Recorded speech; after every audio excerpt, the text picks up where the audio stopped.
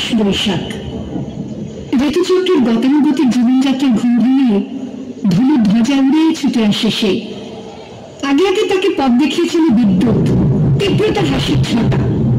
পেছনে পেছনে হেঁটে যাচ্ছে, পিঠে তার দারুণ দন্দুভি।